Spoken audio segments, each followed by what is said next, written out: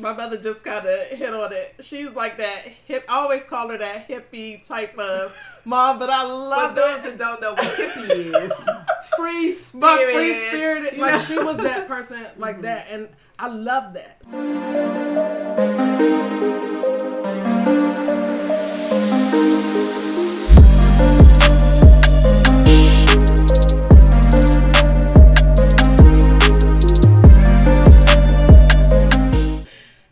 Welcome to the Christyn Show. Today we have some special guests. They're very special to me. I got both my moms, my mother-in-law, and my mom, and I am so glad that they're here today. So they're here to help me and help you guys with motherhood and about motherhood. So before we start, I just wanted to ask them, am I your favorite out of all your? Okay, I know they can't answer, but we know who's the favorite, right? So you see, their silence is their answer. But since so many of the other kids, they both have 4 kids apiece, and because the other ones will be watching, we're just gonna go with we're all their favorites. So moving on,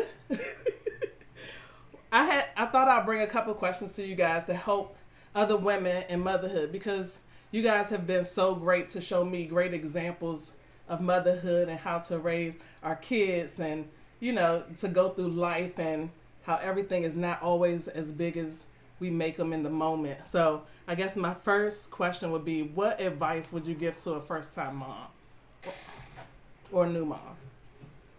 Anybody want to take it?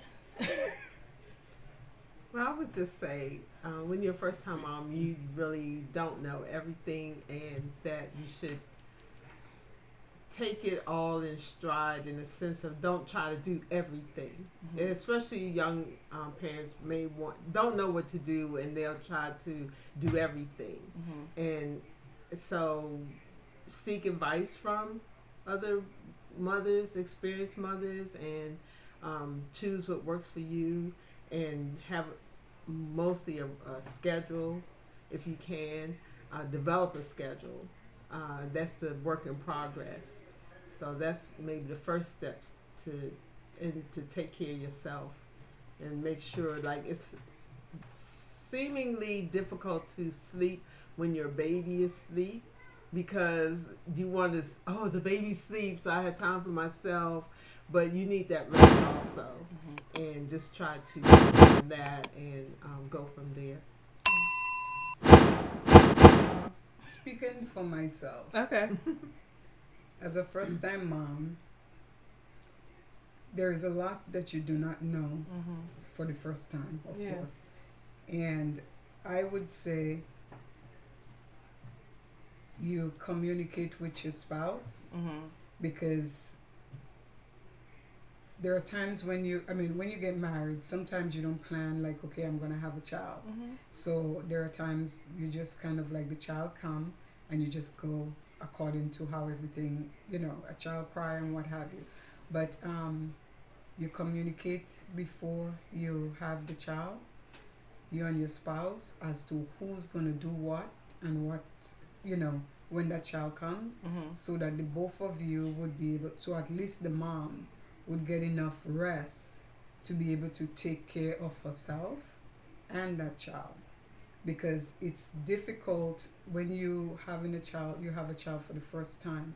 You do not know exactly what your body is like. You do not know your body, because, like, for me, there are times when I'm having dreams that someone come and take my child and all of these things. So it's good to have that partnership with your spouse, so that the both of you can be able to, be that support for each other. So out of all of this, you basically said we just need to plan.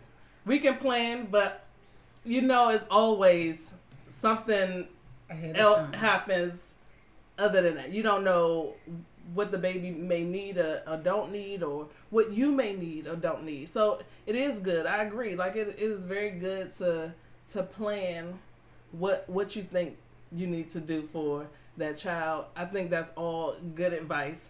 So I guess my next question is, as you're planning and trying to figure out everything I need to do for this baby that's coming as a first-time mom. I guess once the baby's here, and I guess this might be a question that runs through my mind and maybe some other moms too. Is it worth all the ups and downs, all the hard work, all the sleepless nights, all the smart mouths, all the disrespect sometimes because they're going through their own emotional ups and downs? Is it worth it all? Is it worth saying, you know what, I want to be a mom, but at what cost? So at the beginning, you may not kind of like, with you said the smart mouth and all of those things. It may not seem like it's something, it's like, oh dear Lord, kind of a situation.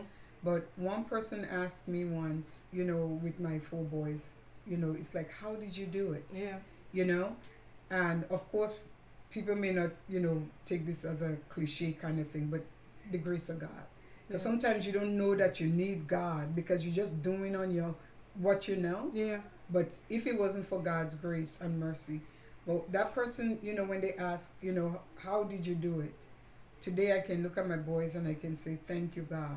You know, that all this process, its stages, I look at that person today and her children are praising her. That's where you look back and say it was worth it. Yeah. Because she was asking me, how did you do it? However, when her children gotten bigger, then you're seeing if it was worth it. At that process, it's like, I have small children and how did you? But when you see them praising you as they get older, and it making you cry,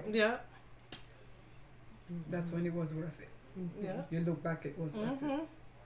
And they say they shall call you blessed when it's all said and done. You know, you want to leave a legacy of God, of the truths that you have implanted or exposed them to. You know, to the truth of the Word of God. And so there will be challenging times, and no matter if it's children or it's just life. So then you just go from there. You like you said, you're not going to know if it's worth it until it's done. You know, it's not like you're not going to say what child is kicking you or having a temper tantrum. Is it worth it? You're not going to say that in that moment. Right. So, but as they get older, there's other phases of their development. So you'll say, okay, now I'm glad we got through that phase. And again, you're still not going to say, was it worth it to be a mother or a parent? So, as we have older children, it's like, it was worth it. It was what God, He gave us charge over. He entrusted us with these children for the time. And so He expected us to give these children back to Him. You know, they were His. He lent them to us, but they're His. And as long as we remember, God created us, He created them. And so we go from there as we trust in the Lord and we teach them to do the same. We might not have done it, you know, I'll say for me, maybe I could have imparted more, but it's like what was imparted by the grace and mercy of God, it was worth it. What trusting God and seeing how He protected the children and got them where they need to be in our hands. So it's I believe I'm blessed with what the children and the grandchildren, you know. So I'm saying it's worth it, and God is faithful. So to His word, it's like your what is it? Your ladder will be greater than your former will be greater than the ladder, right? Or something like that. Just with piggybacking on what your ladder would be greater. No, so just piggybacking, it's kind of like when I said that, you know, you do not know at times that, God, I need your grace because it is so much, but knowing that God is giving you that strength to be able to do all of the things that you're doing, that you did not give up on them. Yeah. Because some parents would give up on their children. So again, like I said, as they get older, this is at the point where you said, you're not taking the credit because for you would be done. Yeah. You know, but you said when later on you see, you know, what God has all the time God had, the plan that God had for them is kind of like, because I look at my children today and I'm like, I am so thankful to God. Yeah. You know, I am really, truly thankful to God for each and every one of them. So it's kind of like the process. It's like being pregnant. You go through the pain, Yeah. but when you hold that, Right, you know, that's the gift. It's like, you forget all about the pain. Yeah. So looking at the results Mm-hmm. of the process of growing them from different stages, it's kind of like, it's like that newborn baby. The pain is gone and now you know, reaping the fruit. Yes. So one day I could walk around and wear sunglasses Oh, yes. everywhere I go and be like Hollywood and just right. And because I think now where I am with your grandkids and the tantrums and, you know, just the ups and downs of trying to figure out what's best for them and how I should be engaging them and all the tears and all the fussing and all the back to all that, but so much good too. The way I get to see you guys and how you guys talk to them, you know, and how I'm like, oh, okay, maybe I need to impart that. Are you doing the right thing? Does this make sense? You know, just making sure that I'm watching that. I love when they say it's a village because where I don't know something, I know that I got you guys, and I know I got you. I know that you got my back when it comes to all my kids and all your grandkids. So, and then also one thing is like we're not perfect, and Right. God knew that, and Yeah. so that's why Jesus came for our imperfection and our sin, right? So they have sinned, right. and so in showing and forgiving us, it's like giving that forgiveness over even to our children, and also that we're not perfect, and even raising our children. That's why we go to the Father to, and even if we made a mistake, it's like we can acknowledge that, oh, I was wrong in that. Yeah. And even if something happened to us, it's like to be careful that we don't pour into them what maybe have happened to us, a misunderstanding. And then because God is love, and it's like we want to show them what love is. Yeah. So they won't be seeking that in all the wrong places. Yeah. And even if they did, it's like the scripture says, if they depart, they will come back. Yeah. Train them up in the way that they should go. And then they shall come back when they get older. Yes. And so when that became real, that came alive in me, it's like, why should I have to worry about anything, knowing I lived a life before God that they could mimic or qualify with? Oh, now I see. Because my mom told me certain things, even from don't wear, you should wear your shoes. You're going to have flat feet. And, as a teenager, we know everything. And I was like, I'm not wearing shoes. And back in those days, it's like, I want to be a hippie. Like, they go barefoot, So, and I remember the things that she told me. Isn't it? It's so plain. Yeah. It's plain as day. The things that she told me not to do, and I chose to do it. And it's like, oh wow, why didn't I listen? But that was the mind of a child. So when you get grown, you put childish things away, So even if we did make mistakes as parents, I'm glad that we can have the opportunity to say, oh, you know what, that wasn't right. Yeah. So they can not have that go on to their children as if it was right. And I feel like it's protection in. Like, I always tell my mom, I'm like, we're grown now, and wherever you feel like you didn't do your best, you did the best with what you had and what you can do, and then God's going to take care of the rest of that stuff. Wherever you were short in or you felt like you didn't, God's going to pick that up in our lives where we're going to get that. It's going to be okay for us. Well done. You know what I'm saying? Well done. So for me, I am...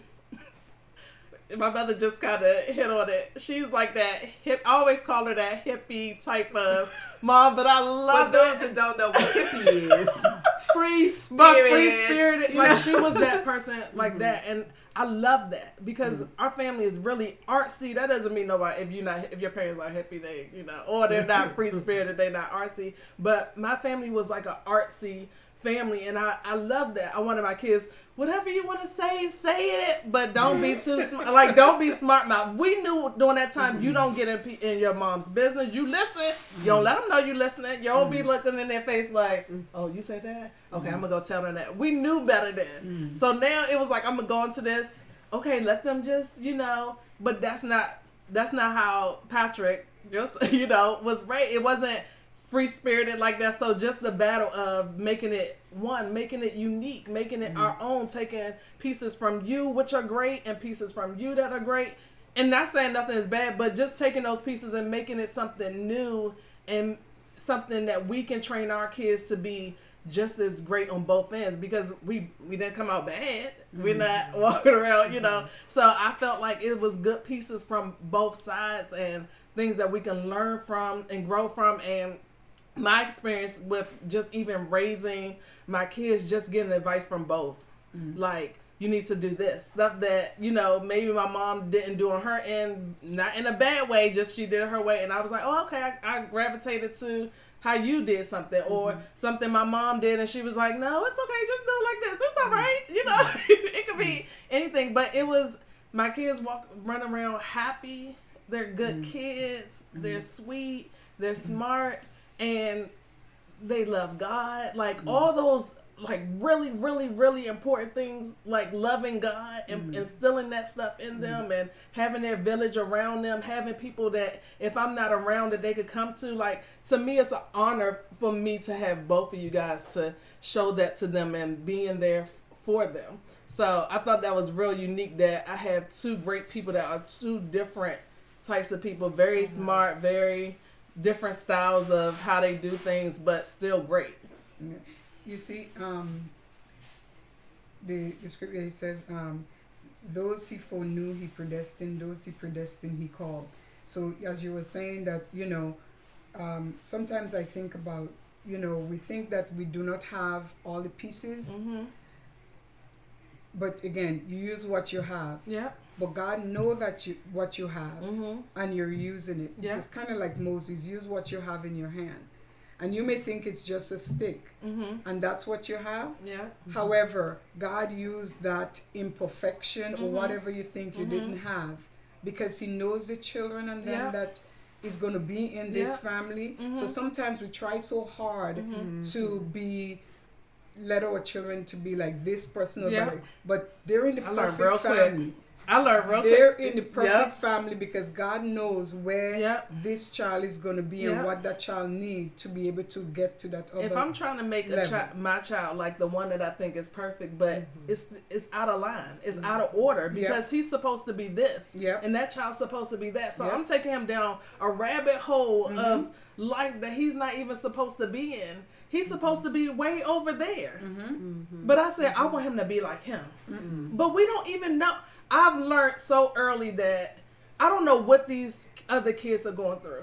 I don't know the stress of life they're going through. I don't know what their parents are doing at home. I have to worry about mine and what God put me in charge of. Because if he wanted my child to be like that, or if he wanted him to have that parent, then he would have gave them to them. That I had to learn that fast, because it was becoming, okay, you're not doing this at school. Oh, you're not. And at first I thought it was, okay, I have boys, the first three are boys. And I was like, boys like competitive, like to be, all of them don't. No. They don't want me to just say, well, your friend doing this, so you should be. No, that's not what he was called to do. That's not what the assignment he was called for in his life. And I had to pull back and learn what I need to do for my child and what he needed. And I almost made that mistake in one of my children. So that, Brittany, so just knowing that she was capable of achieving a certain level in school, but I saw a friend's daughter, like, she's doing that, why are you not? And then if I had pressured her to the degree of frustration, Mm-hmm. she may not have achieved what she did. And in the end, she got one of the top honors in high school. And I was like, wow. You know, and just thinking back, you know, just what you were saying, it's like we aren't to compare them. We are to find out what their gifts are, help them find out what their gifts are, or seek what their gifts are from the Father, and say, oh, they like to draw, or they like to build things, or they like to speak, or they like to be comedians. You know, things like, so, you know, and work with that as they develop. I'm sorry. No, it's training. It's training children up on purpose. That's kind of my motto, in a sense. You know, it's like, as you were saying, the gift that you see them have. Sometimes we misplace that for disrespect, or we misplace that for ADHD or all these different things. But it's a matter of really knowing your child and being able to see those gifts, because you see children that's been said, you know, I think a lot of children, they've been suppressed. I said that the parents are sometimes the first bullies children encounter. Wow. Because the thing is, sometimes you're like, oh, you're a chicken, or you know, you kind of like bully them in a sense. Because you said, oh, look, your brother is this and that. So they go to school and they're hearing the same thing from other people. Okay, I'm hearing it from home, so that might be true.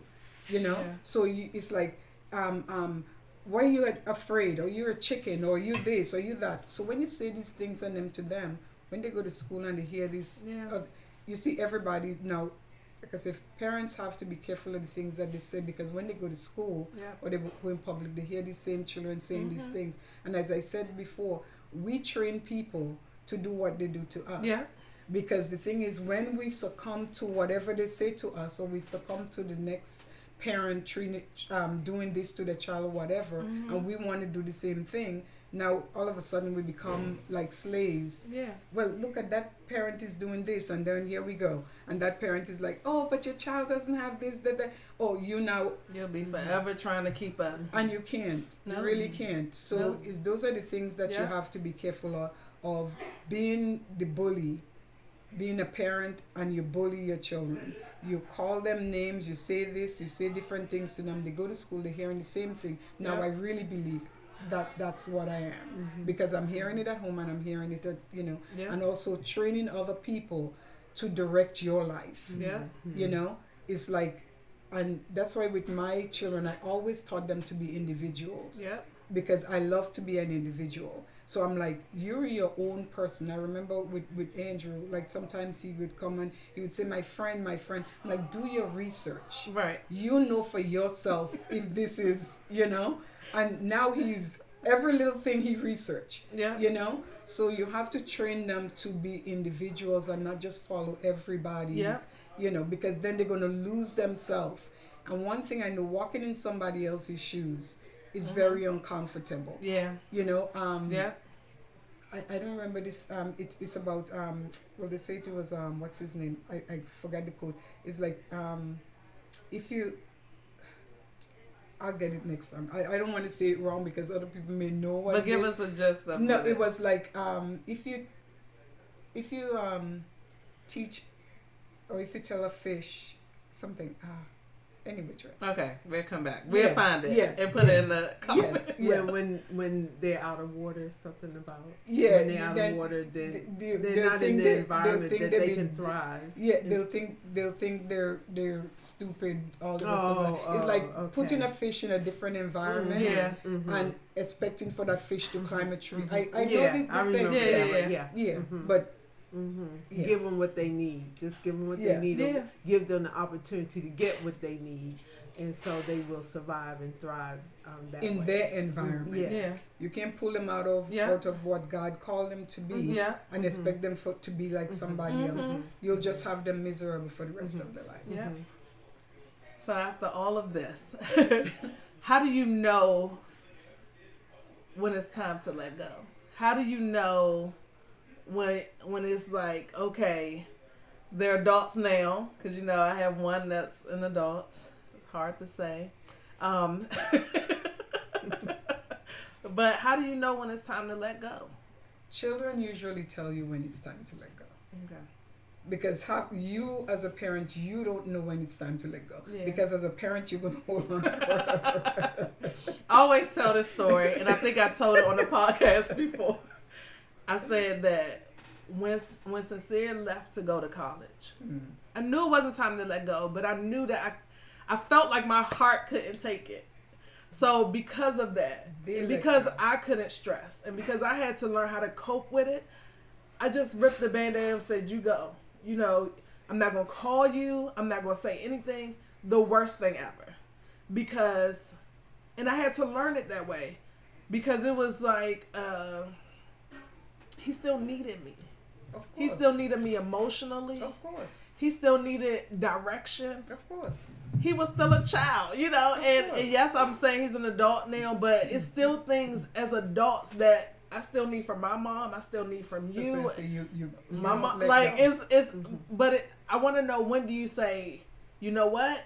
It's time to let you go learn what you gotta learn and then come back. And I think let go is kind of subjective, because I could be like, okay, go learn what you gotta learn, go do what you gotta do. But when you need me, I'm here. But I want them to be able. It's like a crutch. Like I'm here as a crutch, but I also want like. I'm saved. I want them to make sure they have a relationship with God. I want to make sure that they go into their Father too. But in all of that stuff, like that's my top stuff. But when it's time to fully let go and say, you know what, you got to go learn now. Especially with boys, I want to know like what, like girls I know is kind of, not saying that it's not, sometimes girls will jump before boys. It's so different based on personalities. I don't even want to go girl boy. It's just based on personalities, based on upbringing. It could be a lot of things. But how do you just know it's time to say, I got to let you go? Like I said, you never let go. Okay. And the reason why I said you never let go, you let them come. You know that they're going to always need you. Yeah. But you have that door open for whenever they need whatever it is that they want to. Like you said, you know that they still need direction. You know that they still, emotionally attached. With Sincere leaving, it's a new thing. Yes, I want so far away, and everything like that. Yeah. But there are moments when he's going to need you. Yeah. And you're open up to whenever you need me, I'm here. Yeah. So it's never like I let you go. Yeah. But I am always here for whatever emotional situation that you're going through. I'm here. Yeah. But you never let go. You kind of look at with God. Even though we stray, He never let us go. Yeah. You're a child of God, and you're walking in a different path to the way He wants you, but He never leaves you. Yeah. He's always there chasing after you. Yeah. Until you get to that place where it's like, okay, God, I hear you. But even though you come back, He still doesn't. It's like the prodigal son, sort of. You're always looking out. And when I say you're always looking out, whenever you call the phone, I'm always there. I'm always here to listen and what have you. So you never let go, but you keep yourself open for whenever they need you, so that you'll be there for them, whatever they may need at that point. It's not like I shut the door and you call, I'm not picking up the phone, I'm not doing this or whatever. But so in that way, you're giving them that freedom to be independent, but just knowing that whenever you need me, I am here. But I'm also letting you find yourself. You need any kind of advice or whatever you might be doing. You need me to help you in that area. I'm here whenever you need me. But otherwise, to that, as a parent, you'll never let go. You'll die being. No matter what age they might be, as long as you're a parent. So it's kind of like that same mirror of God.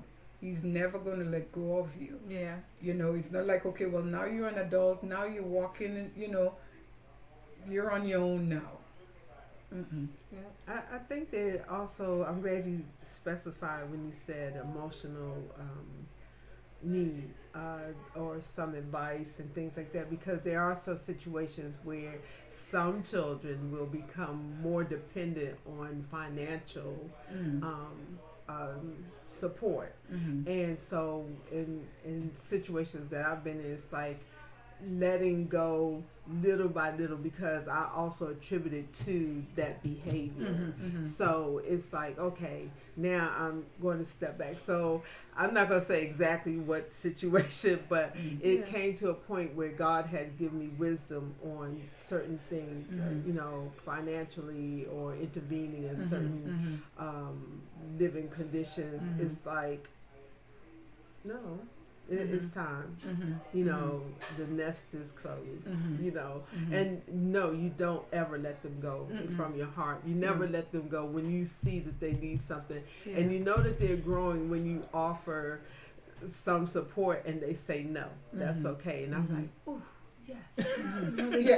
And that's exactly, those are stages, especially when you have different children, you have to know the differences in children. Some of them, even though you may have to let go on one, the other you may not, but you know that this one need to be let go of because they need to find, because they're beginning to use this as a cushion, as a crutch, So you have to know when to do that, because as I say, you can't turn everybody's stone into bread. Right. And you have to let God deal with them in certain way for themselves. So yes, there are certain things you have to, you got to. You just got to know the individual child and the individual behaviors that you know that it's not letting them go physically. It's just like, it's time for me to slow down in that area because this is some stuff you need to grow in, and I just want you to grow. But I'm here, and you don't even have to say that. But I'm just I know why you're saying it here on this platform. But it's like also realize that there are characteristics in your children that are you, and it's like, don't I know? Oh my gosh, I see myself. Yes, and I said, and usually the stuff you hate in your kids is the stuff that you hate in you, and you be like, okay, so you want me to work on that, Lord. But even at that, it's like, okay, how did I feel when this happened to me, or why did I turn that way, or why did I respond that way? And so it's like they're responding just like I did. But once you realize, okay, their maturity has to come in me, and a change had to come in me, it's like, oh. And sometimes it was harsh. It was a harsh reality for myself to see myself and say, oh, now I'm seeing my children. Oh, no, we're not having, and, as they say, generational curses. It's like, no, we're not having that, because that means if that little, what I'm calling little, it could be a big thing, turn into a big thing. If that's showing up in my child or children, I don't want that to continue on, because then they're having children. I don't want that to show up. And it's going to try. That spirit is going to try to come in, and it's like, no, if we can cut it off at the pass, if we can show another way of handling that situation, then it will break that curse, or that response, or that way of thinking. So I've been learning a lot, and I'm glad that God allowed me to live long enough to make the change, and to be honest with myself and say, this isn't right. And the things I had to change that my children showed me, it hurt. And I was like, wait a minute. But now, year later or years later, it's like, it's for the better. Oh yeah. It's for the better. And I appreciate the relationships that we have, and I appreciate them allowing me to grow and grow in ways that a mother should be, even though it's just a blessing, that I was able to see what God wanted me to be. And I guess the good part is that y'all raised us to be this great person. And then when we see, maybe, I don't want to say step out of line, but when we see y'all shifting out of where you taught us to be, we come and say, you know what? That's not you. You know what? You're better than that. I know you ain't mean to do that. And then it's just so much other stuff that I'm not going to allow you to go down that rabbit trail, because I know what you taught me. And I know what you've said to me. And it's like, that's not what y'all want to do. It's just convenient for the moment, but y'all want to do whatever. So because you raised us so great and because you were there for us, it was like, we know what advice you would give to us so we can give it back and say, no, y'all will never let us do that. So we're never going to let you do that. It's like an example is like I would tell Jessica, if you had the energy to do it today, not that you're so tired and you have to, but if you have the energy to do something today, don't put it off for tomorrow. And I'm always giving it back to her. So she gives it right back to her. Could you have done that today? And I mean, and yes, we're in a different season of our lives, but it's like, if I have the energy, yes, I'll go and do it. Or if she's right there, we'll do it together. But it's still so funny. It's like the roles, reverse. We're mothering our mothers. So, not really. We're trying to do our best, just trying to be able to, because I know what you taught us. We know what you gave us, so we just want to give it back and say, you know what? This is what you would say to me. This is what you would want of me. This is what you would want to see and pulling out of the greatness in me. So all I want to do is pull out the greatness in you. And that's what great motherhood look, just like you said earlier. You said just watching your kids becoming who they supposed to be. Like, just advice you've given me since I've been married and to Patrick, and it's just like over and over runs in my mind. Like, oh, okay, I'm gonna do this. No, you do this because, and not in a bad way. Oh, I need to, I'm pregnant. This, got pregnant in the first year, and it's like, I'm pregnant, and I gotta make it do this. And you was like, no, you do what you want. You ask him, you tell him what you can do and what you can't do, like communication and talking. And it was just like, okay. But I thought in my mind, and not to knock my mom, but I was like, okay, both his parents are together. They've been married for this amount of years. Okay, I'm gonna try to follow that. But it's still a blessing to me to whatever God may want for me in the future. It's like to see a nurturing marriage, or a marriage that functions, not with toxicity.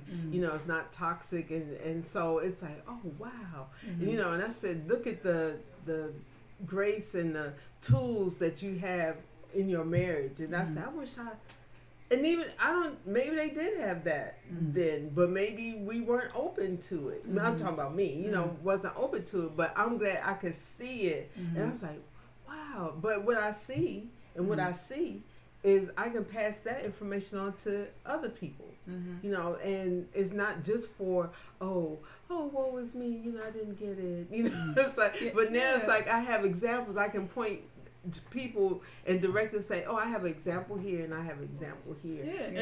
And knowing that is not, that nothing is perfect. We started, nothing is perfect. Everything we can talk and look, and we just understand that we're just walking this thing every day and just trying to figure it out and just taking advice on both ends. Don't do that, Jess. Don't treat him like that. Don't say that, but in a respectful way, and knowing when, I can say this to her and she not gonna feel no way, and giving advice. And to me, that's the good stuff. That's the stuff of having a balance of two great women that are just doing life the best they can and know how, and how they know how. And I do understand there's no perfection, and I think I had to put that in my mind when even in motherhood, like, okay, the house not gonna be clean every day. They not gonna look their best every day. Today you go pick out your own clothes. If you don't brush your hair today, if we forget to do something, then I can't stress over that. So, go ahead. No. So as you talk about that, like getting married, and then like me saying don't do this. The thing is, what I look at is that some of the mistakes, I wouldn't say mistakes, because again, you use what you have. Right. But some of the things that I feel like, okay, if I knew better then, I would have done it this way. So if I see you trying to do it the way I did it, and I know it's like, I already learned from that. Don't do it. Don't do it. Because even like with my boys, some of the things, like, okay, they're gonna say like the last one get away with Always. or what have you. Always. But the thing is, you learn along the way, Right, so you don't right. stress yourself out Yeah. because you know this is the way this is gonna go any which way. So it's kind of like the things that I may say to you about don't, it's kind of like it didn't work. Listen, Don't the do Sincere's this. mom and the last 3 moms are 2 different moms. Mm. This the mom Sincere got and the mom they got. I said, y'all want the Sincere mom. That's what y'all want. Because I was learning. And in my learning, I was stickler. Like Yes. looking for Yes. and not really gauging for what's his gift, where he's supposed to be. What's his young mom, just learning, trying to Yes. figure it out. Right. But even in having, I say great women, I have another mom, a godmother, that just even with all y'all's greatness and telling me, you know what, you're okay, you're good, you doing this way, like my whole testimony is just, it's not only for me, it's for all these young moms that's going through that. Y'all can make it through this thing. It is tough. I'm not gonna even lie, it's tough. But I had to say, you know what? If I'm gonna do this alone, I had to be like, no, this is how it's gonna be. Everything was strict. Everything was in order. God blessed me with a calm child that was real, like he did stuff, but it was very calm, very. I don't even know the word. Just very peaceful child. Just whatever I said, he went and did. Yes, he got in trouble, but it was just very. I needed that. I needed that for that season.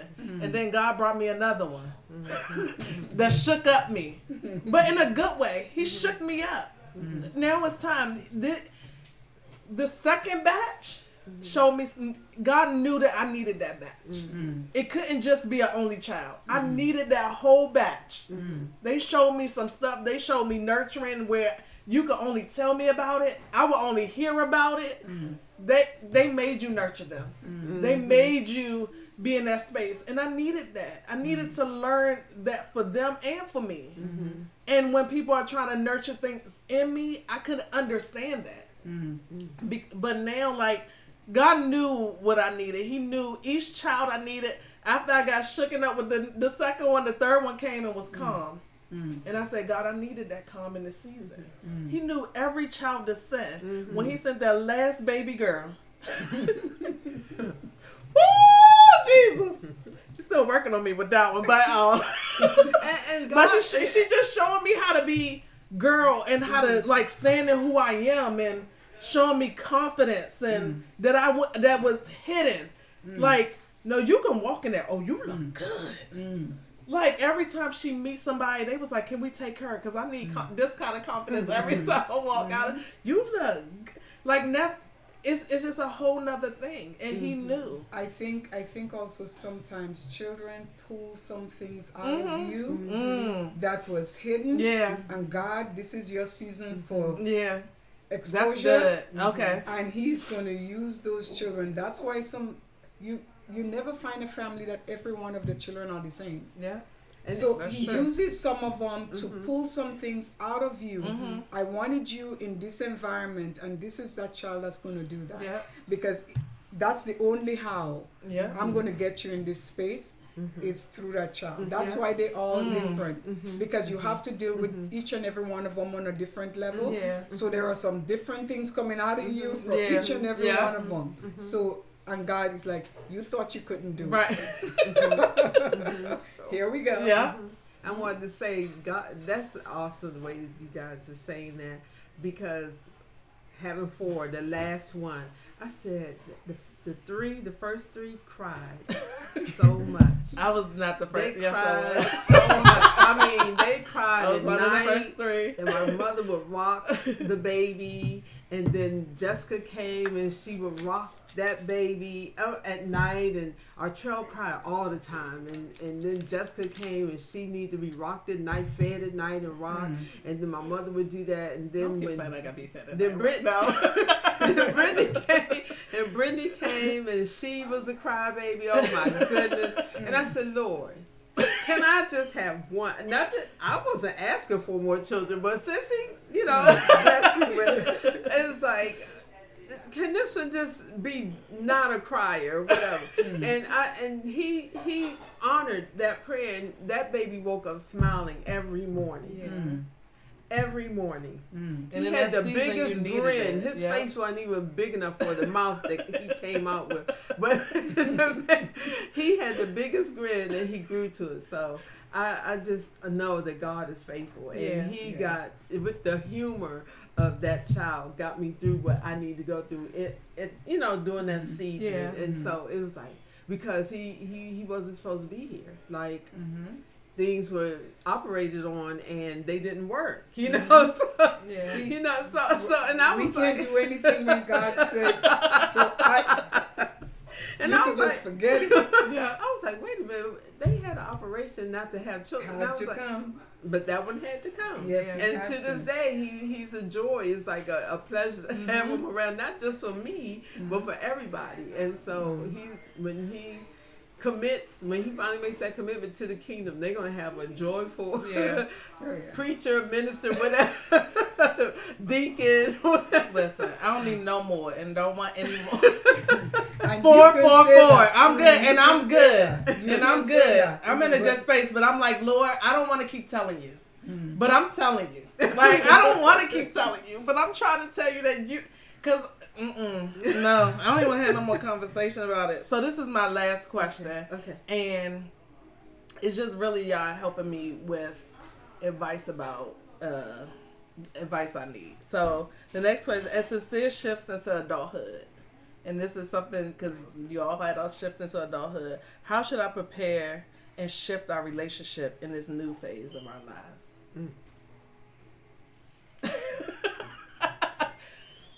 Like, what should it look like? How do I? He's been my baby for so long, and now he's still my baby, but he's not my baby. And how do I shift that relationship where we can have conversations and that he's not offended, that he can hear me and really hear my heart? How can I shift that? And our relationship is, I'm mentoring you into who you're supposed to be. I'm helping you grow into, I've been doing that all your life, but just in a different way. So now it's like, I want to. So it's pretty much, it's kind of like now at the time that he's an adult, the way you used to speak to him when he was younger, that has to change. Yeah. It's So- not telling anymore. It's like, I think this would be good if you do. No. Oh, no. No.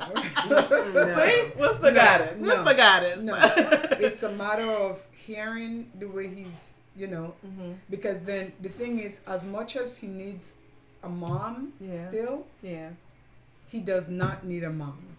You know what I'm saying? It's like, the thing is, I don't want to feel like a child still. Somebody in one of my other podcasts said it's a difference between mom and mother. So they don't need mommy. They need mother.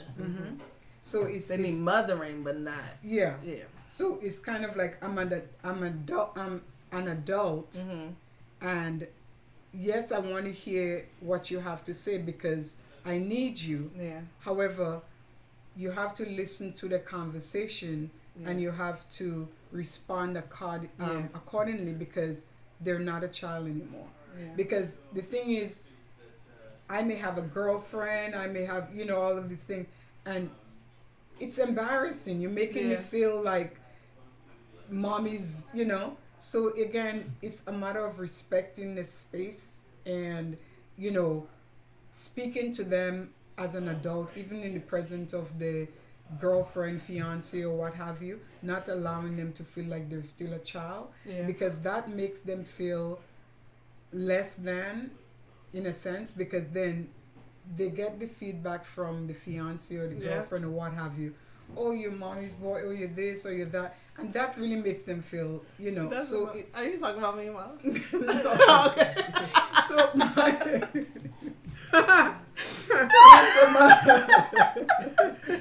It's not a joke. I'll tell you in a second. Go ahead. it's a matter of respecting them as an adult. Yeah. So again, it's like I need you Yeah. and listen to what I'm saying and having the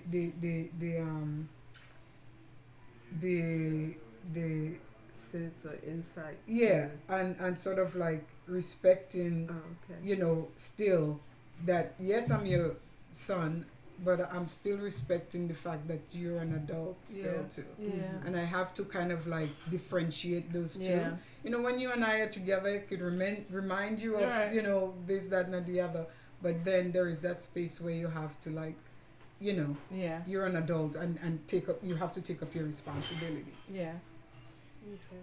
Now I was just gonna say, you know, follow his lead, and if he's behaving or responding maturely, then that's how you're going to respond to him, and you know, and you will have fun, and you know, with them and things like that, but not just saying you need to go do it, you know, you need to do that, and you know, just wait, because you will have a private time, you know, or a time to in another space to discuss certain things where you can't be mommy, you know, but right in front, not only just in front, but just practice as they mature, you know, that you respond to him maturely on his level, and then just go from there. If he's coming, hey mommy, you know, I need some money, you know, it's just again, if he's a stand-up type child, is like, okay, we're going to dinner and we're going to do this, then you say, oh, okay, I'll see you later, you know, like that. You don't have to ask him a million questions about, unless it's something that he has personally, like the car or something like that. But yeah, I agree with so I guess Miss Jeannie. I get you just, like it'll come. The practice will come, and the way that they respond and how their behavior is the way that. I think you said show you. It was something like show me how to treat you, like, or something like that. So I remember this last time he was here, just me and him went out before the day before he left, and we went to the mall and just walked around and talked about life and things that he was going through, how he was feeling, and I think that was the most emotional, like, we've been with, like, to be able to have that conversation and talk about my concerns and his, because I had him so young, I felt like we grew up together and learning. That's why I asked, how do you balance it? Because it's like, I feel like we grew up together, even though I had to be, because I knew I was young and I knew I still need you to respect me as your mom, and I wanted you to have the best in life. When we had that talk, I realized that I needed to communicate more. And I needed him to communicate to me more. So I was like, well, let me tell you why I act the way I act, or why I feel so strongly about this, or why. And I walked away from that moment thinking, dang, this whole time I have not been communicating with him. I have not been asking him questions. I haven't been listening to his feelings. I just been, no, this is what you're supposed to do. No, that's what you're supposed to do. But I had to learn that day I learned that, dang, I just need to listen. Like, I need to hear what he's saying. He's saying some stuff, and he's saying what he needs. But I'm telling him what he's going to do, and I had to shift. That was the first step of shift. Like, oh, he's growing up. Like, and that's what Miss Jeannie was saying. Be open. Yeah. But you have to show that you are open. Yeah. You know, you have to show that. And I had to apologize. Like, I'm not trying to say it like that. I just want to give you good advice, but I had to learn how to say it. So we don't steal their voice. And I think that's what was happening. And I think when you said kids in the beginning, when kids lose their voice early, I used to say they lose their voice. I used to say I taught pre-K kindergarten in 1st and 2nd grade, and I remember the boys talking more than the girls. And then somewhere it shifted where the boys, you need to obey. You need to do this. You need to do that. And girls can talk, but boys, y'all need to be quiet. And I used to always say, Dad, we shut the boys down. I'm gonna remember that. We shut them down. So when they're trying to talk and tell you, we're so used to girls being chatty. So we're like, okay, well, chat, chat away. Boys, be quiet. And I'm trying to take every boy in my class used to talk. The girls would just sit there like this when they were young, and then the boys were the talkers. And at some point, between that kindergarten, 1st, 2nd grade, up in there somewhere, they start. And even with my boys, I start saying, okay, you can't say this only because this is the time you can say it. Because it seems like they're being rude, but really they're expressing themselves. So I have to say, you know what? They're not being rude. This is how, and I have to tell them this is how you say it, because sometimes it could come off rude. So sometimes we have to ask ask ourselves now that when like they grow into adult men and you having a conversation as husband and wife, and they shut down, it's like, you're right. Was it from that when everybody, you know, it's like you need to be quiet or whatever. So now it's like I never get to use my voice to say what I want to do and what have you. Now I go to an adult, and before you say so, it's like, okay. And the girls are still chatting, but you know, we gonna give you everything we know, and they shut down. They like, we not talking no more. So sometimes you have to really look back as you get older, and you know, with age come wisdom. You know, you look back and you ask yourself. So now the younger generation, you have to be careful. Let them speak. Even you sit down and listen to what they have to say. So they have that. They learn to communicate with their spouse. I was doing this with my, so it's kind of like, again, train them up in the way that they should go, so when they get old, they would not depart from it. And I know, like, for me, I've done it with my children. My parents done it with me. So it's kind of like, you never become a parent or hear what your parents been saying until you become parents yourself. It's like you're hearing every word that they're saying now, because as much as you ignore it when you were younger, you still heard it. And now you have children of your own.